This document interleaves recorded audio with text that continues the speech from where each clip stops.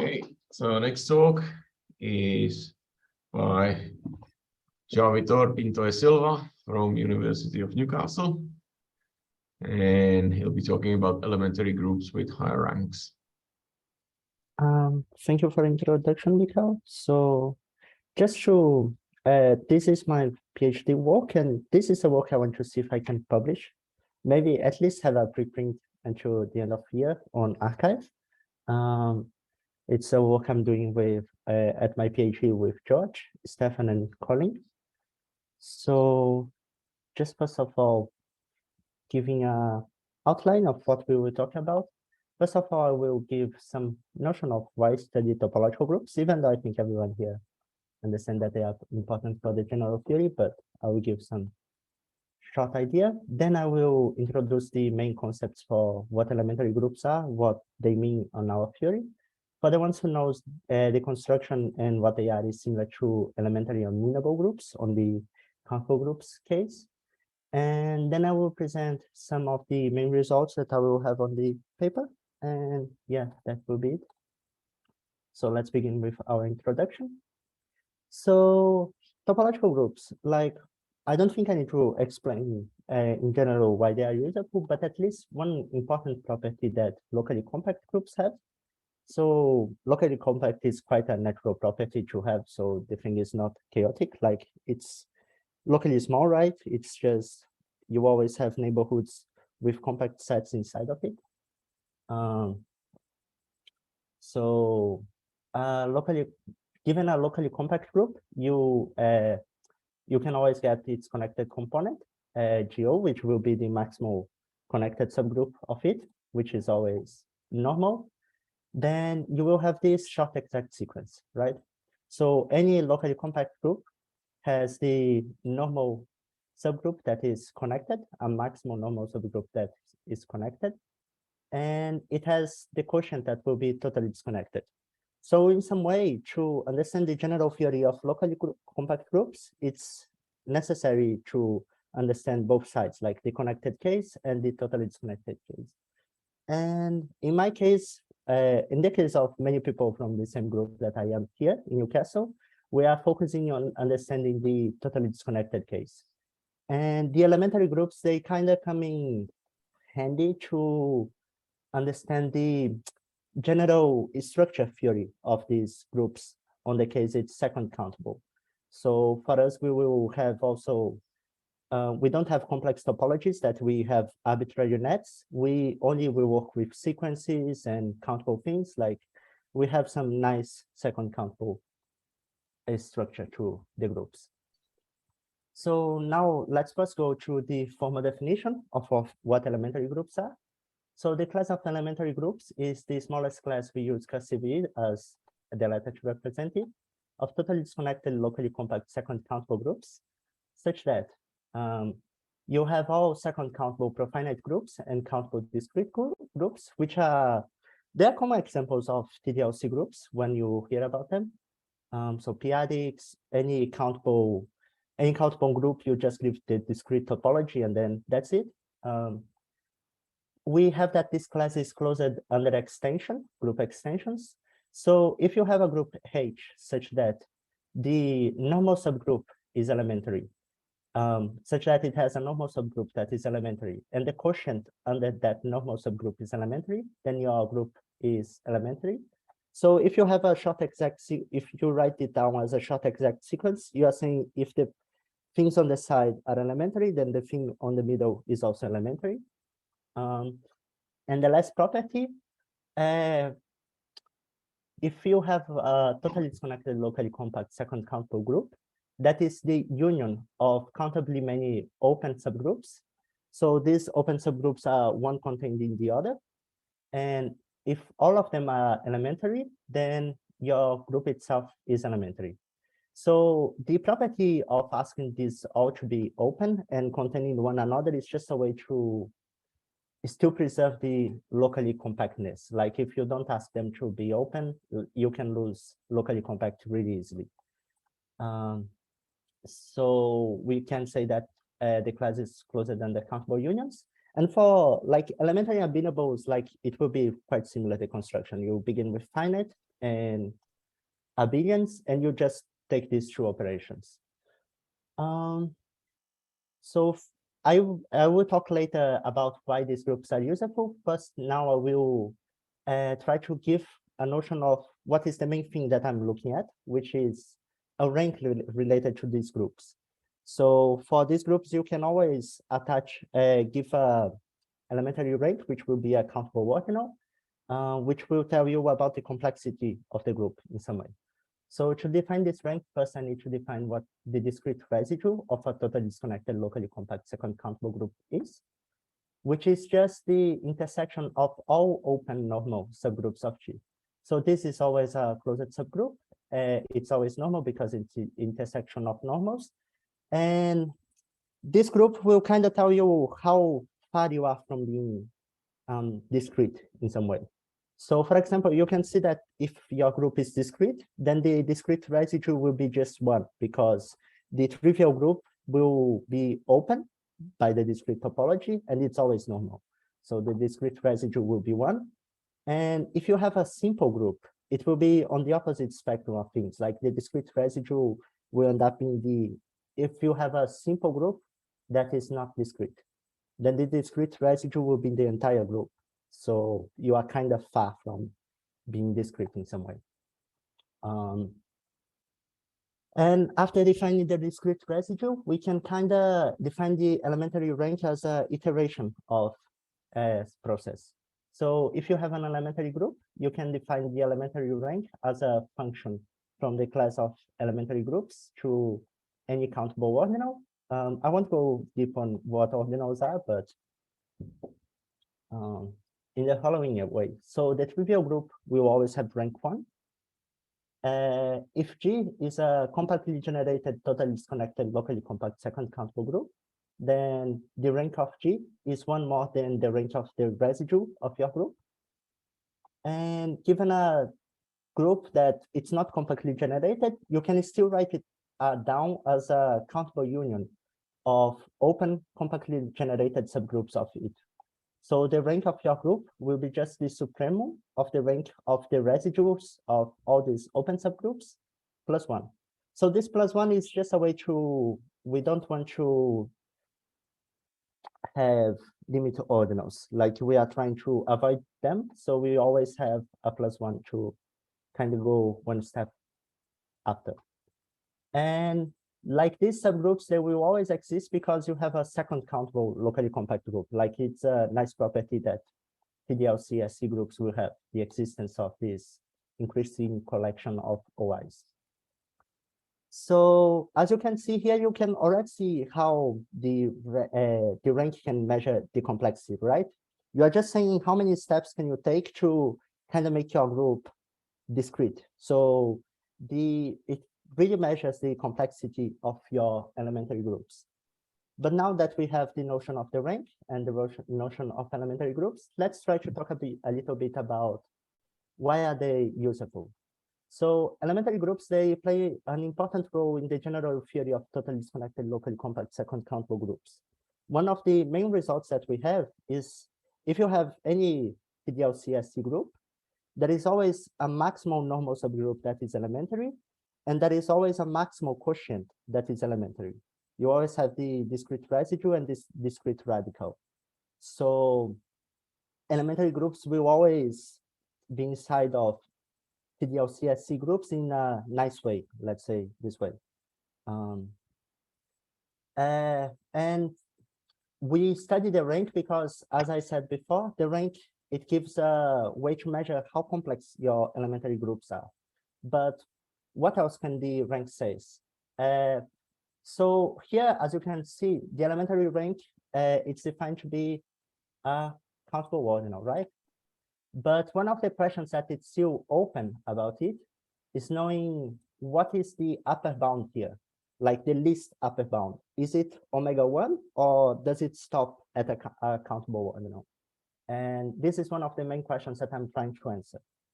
So if there is no upper bound, if there is no countable upper bound, like it can be any countable ordinal, then one of the consequences that we will have is that you cannot have a universal surjectively TDLC SC group for the class of TDLC SC groups. So surjectively universal, thinking about just the discrete countable groups, a good example is like the free group with countable many letters, right? It's a group that you can always surject it to any other countable discrete group.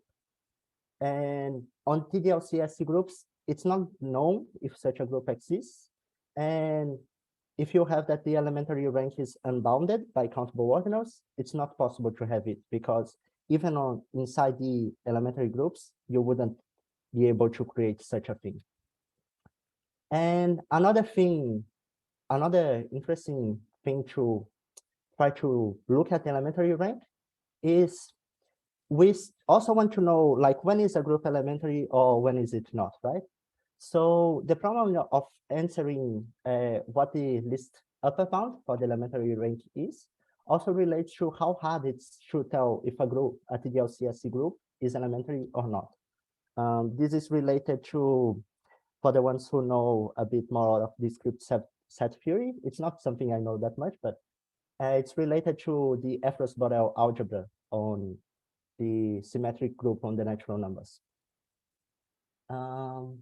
So yeah, with this, we have an idea of why studying elementary groups and the elementary rank is interesting. And we can start talking about the main results that I have. So let's see how it's time. Okay, it's good.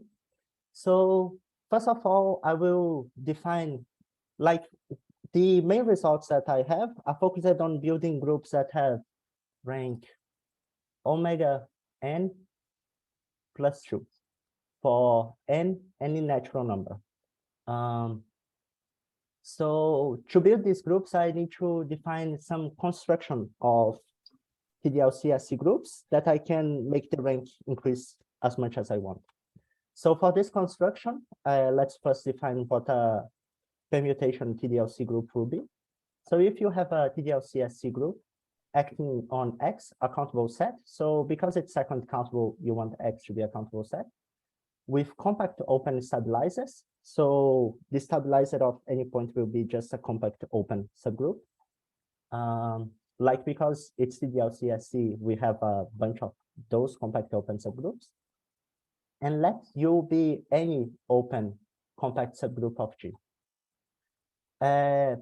For the first two, like G acting on X on this way, we can say that GX is a permutation group, like with the action with compact open stabilizers.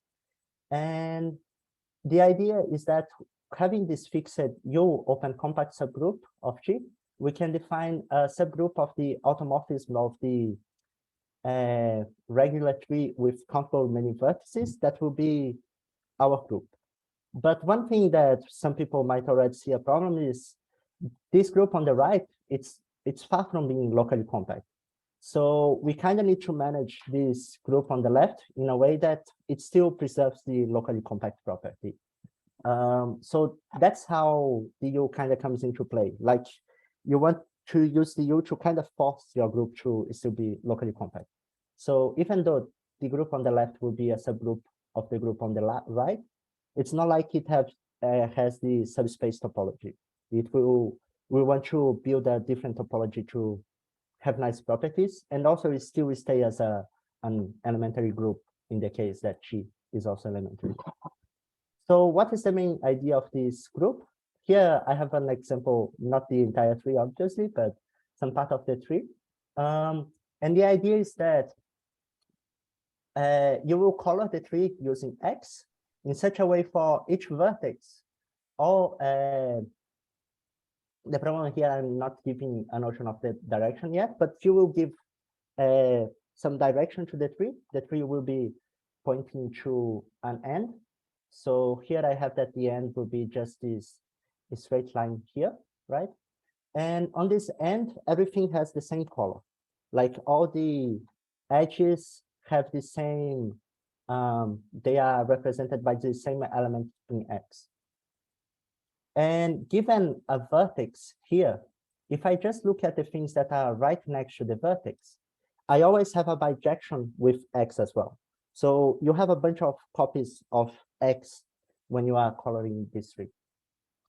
And the main idea of the groups is that if you fix this vertex and you just act on these vertices here, the action is similar to how the action of G is.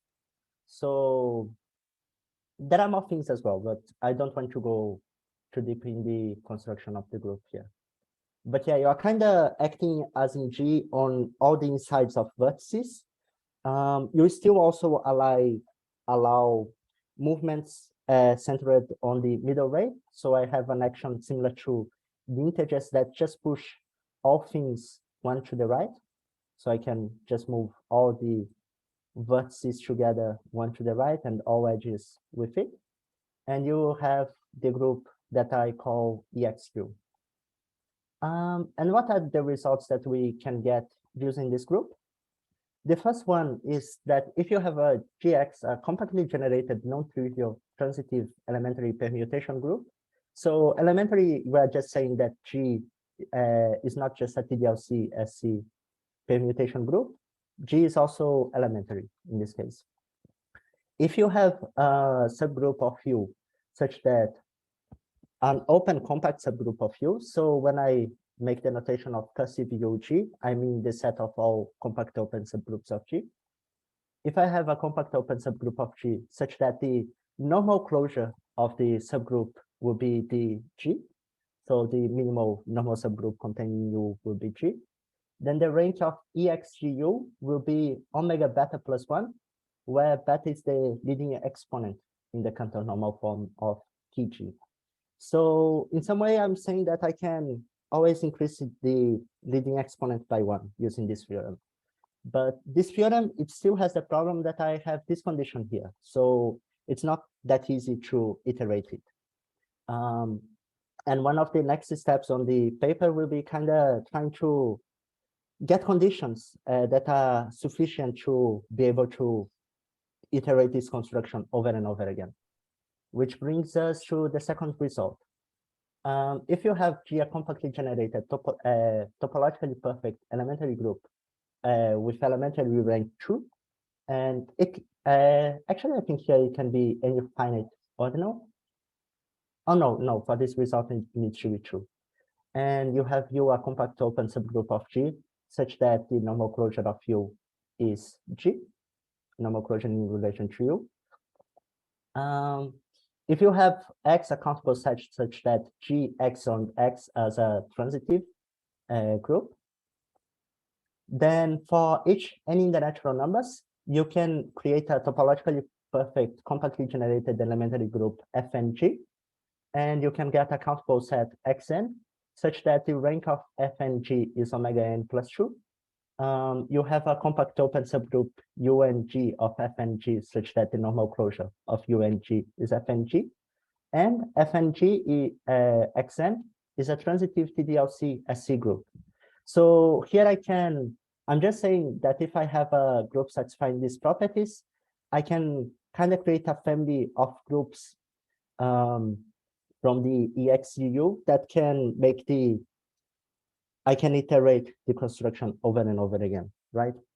So with this, we have I think the biggest result that I have in the article. But another question that is still kind of open is, we know that if you have an elementary group with some given rank, you know that for any successor ordinal below it, you can get an elementary group with that rank. But it's also not known how to make those constructions in general. So the last part of that I'm working with is just trying to, at least on this case that we have groups with rank omega n plus 2, be able to build groups with any elementary rank below it.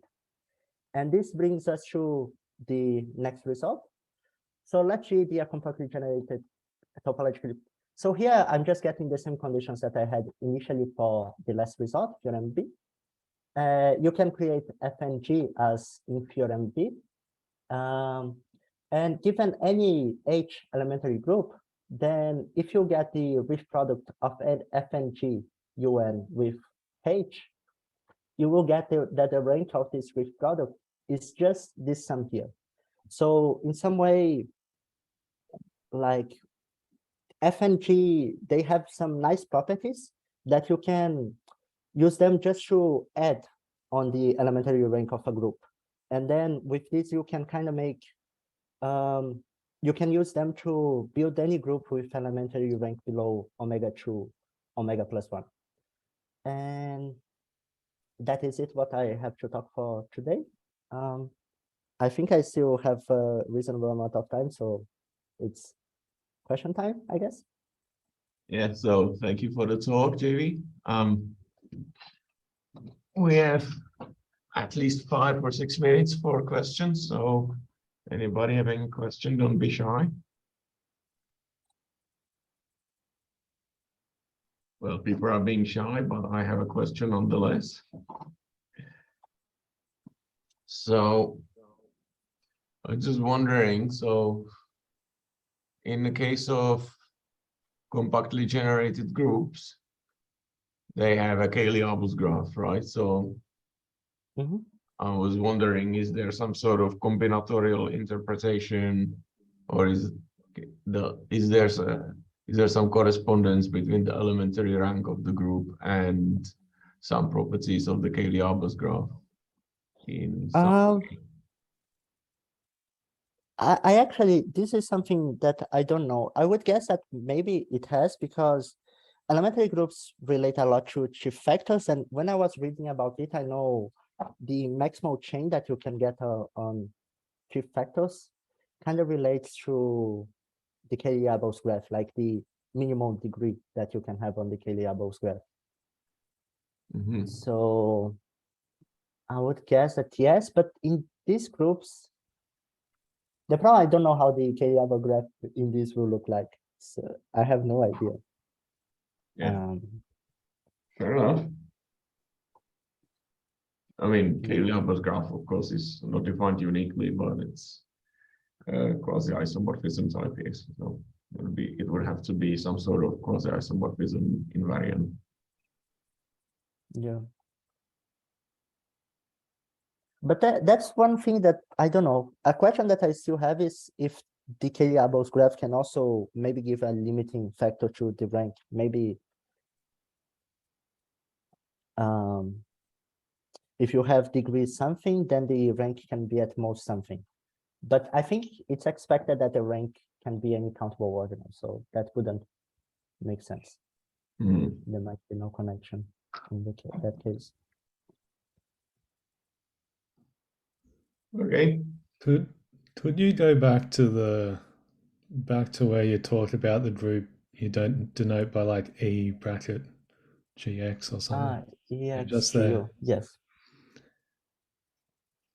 You know, I'm wondering how you define this group, and in particular, if you know about the structure of G, how much do you know about the structure of this group EX of G? So this group, you can see it as what's happening. You have a bunch of free products, right? So if I just look at, I fix a vertex here, and I look at all the inside here, like everything on this side is fixed, and I look just on the inside here.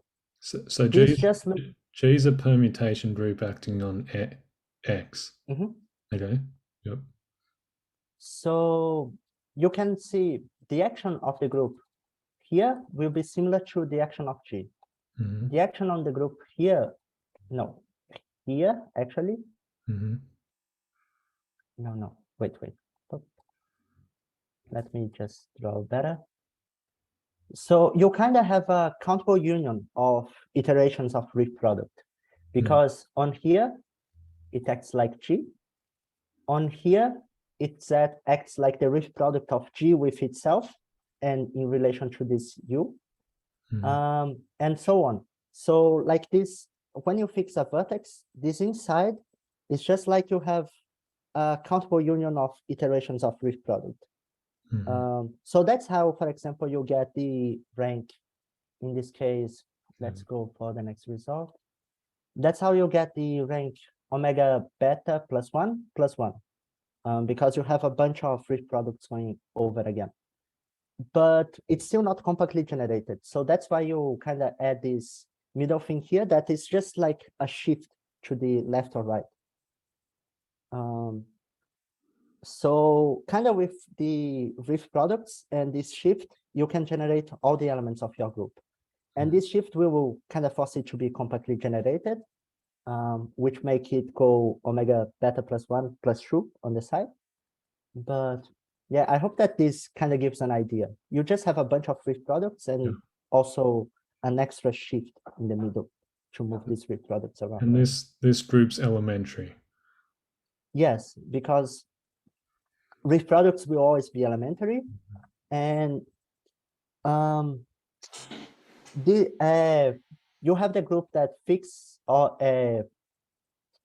you have a subgroup that fixes any vertex. Now, how can the proof that it's elementary? You will just say that this part that has a bunch of Rift products is elementary, and the other you can kind of make a normal subgroup that is elementary with that. And the quotient under this normal subgroup will be just the integers, because the quotient will just tell you that you have the group that shifts to the right or left. Mm-hmm. So this kind of forces the group to be elementary itself. Mm-hmm. Make sense? Yep. Okay, thank you. No problem.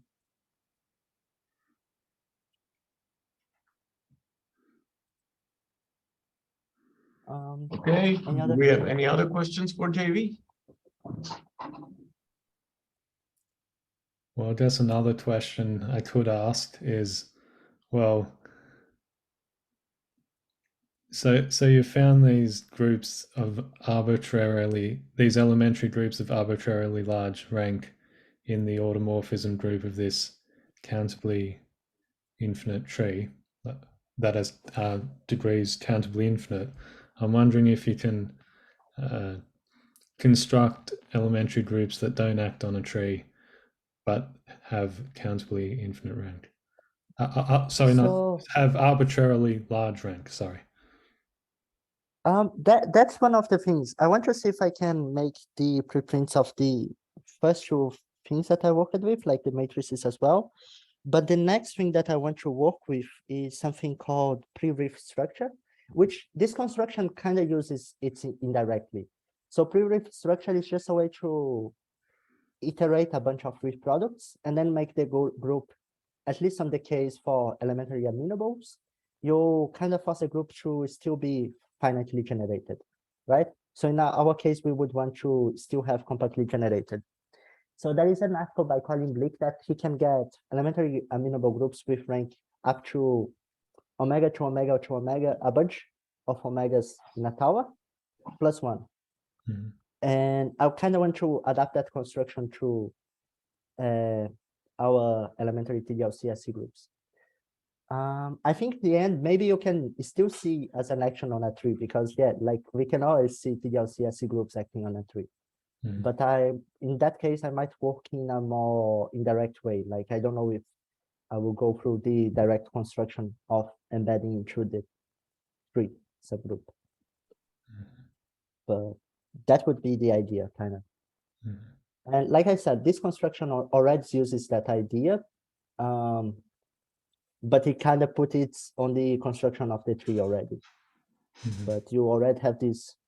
How do I make a bunch of Rift products be embedded in a compactly generated group? Mm-hmm. Okay, so